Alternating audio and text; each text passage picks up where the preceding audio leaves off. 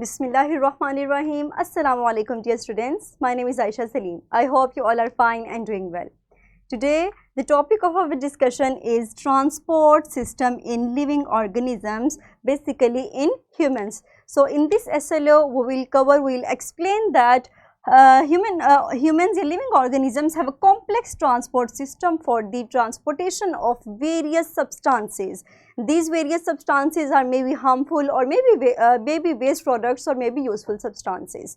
So let's start our lesson with the pre-reading question. Quickly tell me that according to you, how do you think that oxygen reaches to every cell of your body from your finger to your toes? Very good. Dear students, in this lesson we are going to answer this question. हम सीखेंगे कि किस तरह हमारी body के अंदर nutrients और उनके अलावा ऑक्सीजन की ट्रांसपोर्टेशन होती है, और इस सिस्टम को, इस ट्रांसपोर्ट को करने वाले हम सिस्टम को ट्रांसपोर्ट सिस्टम का नाम देते हैं. अगर हम इसको डिफाइन करें तो मैं कह सकती हूँ कि this is the system that helps to move different substances throughout the body of living organisms. हमारी बॉडी में मौजूद एक एक सेल, एक एक ऑर्गन, हर हिस्से को न्यूट्रिएंट्स और ऑक्सीजन ट्रांसपोर्ट करने का काम ये सिस्टम सर अंजाम देता है. जिस तरह डाइजेस्टिव सिस्टम हमें न्यूट्रिशन प्रोवाइड करता है, डाइजेशन का काम करता है, इसी तरह उन्हीं न्यूट्रिएंट्स को और ऑक्सीजन को ट्रांसफ़र करने का काम ट्रांसपोर्ट सिस्टम करेगा. नेक्स्ट अगर हम मूव करें तो डियर स्टूडेंट्स, हमारे पास सर्कुलेटरी सिस्टम, जिसको मज़ीद ट्रांसपोर्ट सिस्टम को अगर हम एनिमल्स में डिफ़ाइन करें तो हम सर्कुलेटरी सिस्टम इस ट्रांसपोर्टेशन के लिए ज़िम्मेदार होता है. और अगर हम इसके कंपोनेंट्स की बात करें तो keep in mind that there are 3 basic components that belongs to this system. Number 1 is the heart. Heart is the major organ, and then blood and network of blood vessels. You can easily observe a network of blood vessels in the picture that is visible on your screen.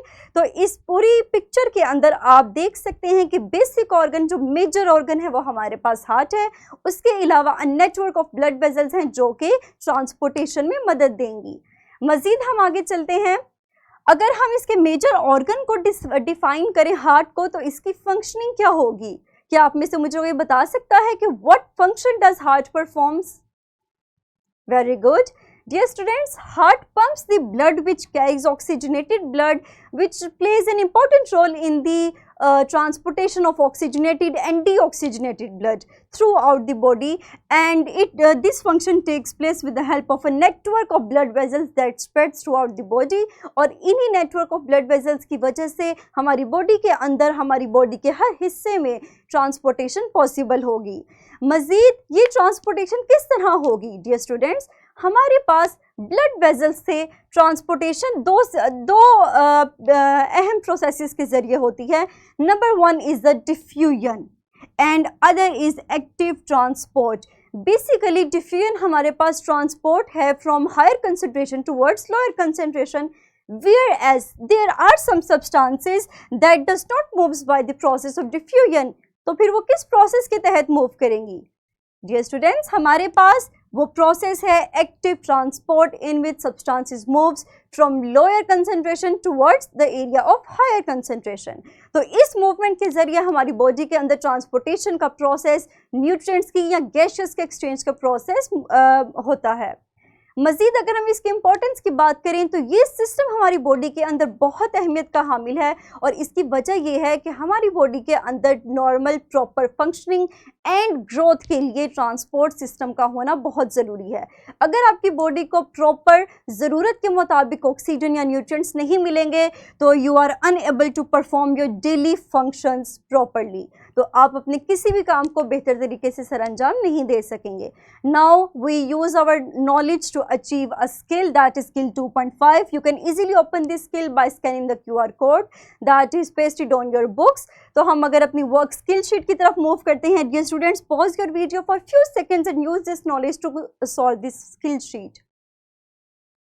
Very good.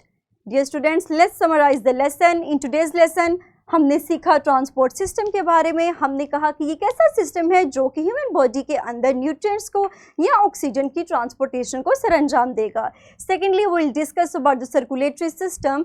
We said that in humans the transport system that is responsible for transportation is also known as circulatory system, and the basic components of circulatory system are heart, blood vessels and blood. Furthermore, we discussed that the function of heart is to pump blood throughout the body that carries oxygen and oxygenated and deoxygenated blood throughout the body.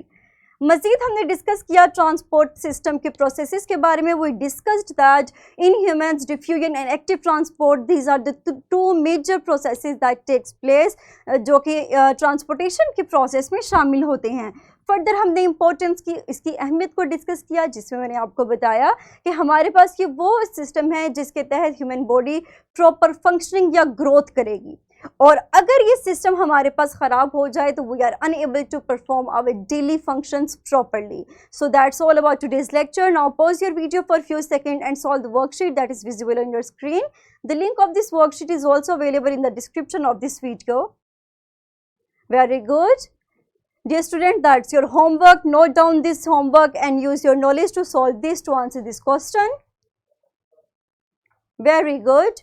That's all about today's lecture. Inshallah, in the next lecture we will discuss the circulatory system in detail. I hope कि आपको आज का lecture clear हो चुका होगा. Take care of yourself. Thank you very much. Allah Hafiz.